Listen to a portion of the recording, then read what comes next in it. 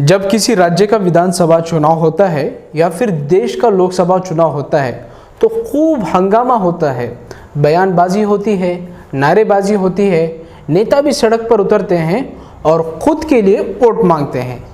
जब राज्यसभा के चुनाव होते हैं तो आम जनता नहीं लेकिन विधायक और उनकी पार्टियां दिन रात मेहनत करती हैं। इसमें थोड़ा बहुत ड्रामा और पॉलिटिक्स भी होती है, लेकिन जब राष्ट्रपति चुनाव की बात होती है अपेक्षाकृत शांति होती है। देश के प्रथम नागरिक के लिए होने वाले चुनाव राजनीति तो होती है लेकिन अंदर खाने देश के सर्वोच्च पद के लिए ये चुनाव होता है। आदाब, मैं मोहम्मद अनस स्वागत करता हूं आपका महाराष्ट्र जीवन न्यूज़ चैनल में। चुनाव आयोग ने भारत के राष्ट्रपति के चुनाव के तारीख का ऐलान कर दिया है। 15 जून को चुनाव की आंधी सूची जारी होगी। 29 जून तक नामांकन दाखिल किया जा सकेगा। इसके बाद 18 जुलाई को राष्ट्रपति चुनाव के लिए वोटिंग होगी और 21 जुलाई को नतीजे का ऐलान किया जाएगा। 24 जुलाई 2022 तक रहेगा राष्ट्रपति रामनाथ कोविंद का कार्यकाल।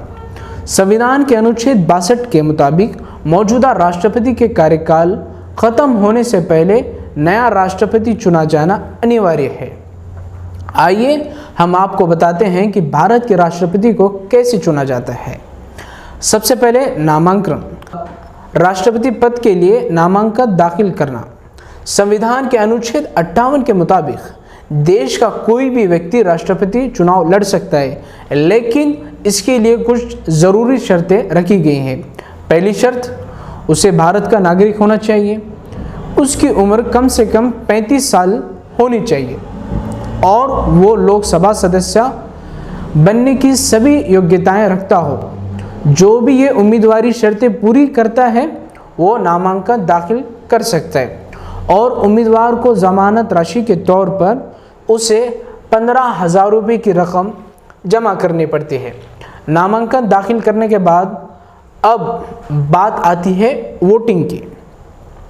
भारत के राष्ट्रपति को जनता सीधे नहीं चुनती, क्योंकि इन्हें इलेक्टोरल कॉलेज के जरिए चुना जाता है, यानी आम जनता की जगह उन्हें देश के सांसद और विधायक चुनते हैं।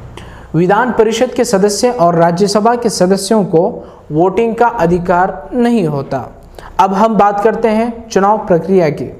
सबसे अहम हिस्सा यानी वोटिंग की गिनती की। दरअसल वोटिंग करने वाले सदस्य अपने क्षेत्र के जनता का प्रतिनिधित्व करते हैं, इसलिए इनकी वोट की वैल्यू तय की जाती है। इसे वोट वैल्यू भी कहा जाता है। वोट वैल्यू किसी राज्यसभा के आबादी के हिसाब से तय होती है। राज्य की कुल आबादी को राज्य की कुल संख्या से भाग दिया जाता है। जो भी संख्या आती है उसे दोबारा 1000 से भाग दिया जाता है। जब जो आंकड़ा मिलता है वो उसी राज्य के विधायक की वोट वैल्यू होती है। वोट वैल्यू राज्य के आबादी के हिसाब से अलग अलग होती है।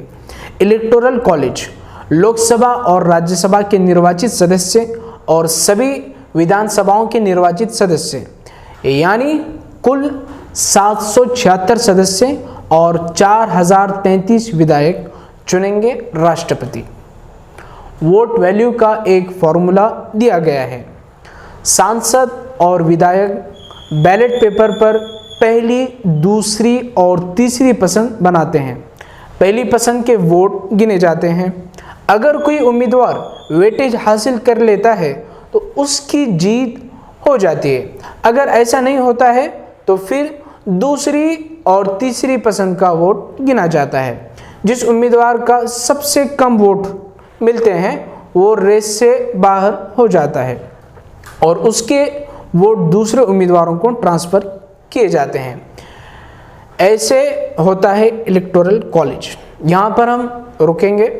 हम आने वाले 21 जुलाई को नतीजे आने के बाद फिर मिलेंगे। हम आपके अनुसार से कौन होना चाहिए देश का अगला राष्ट्रपति, कमेंट करके बताइए। देखते रहिए महाराष्ट्र जीवन न्यूज़ चैनल। शुक्रिया।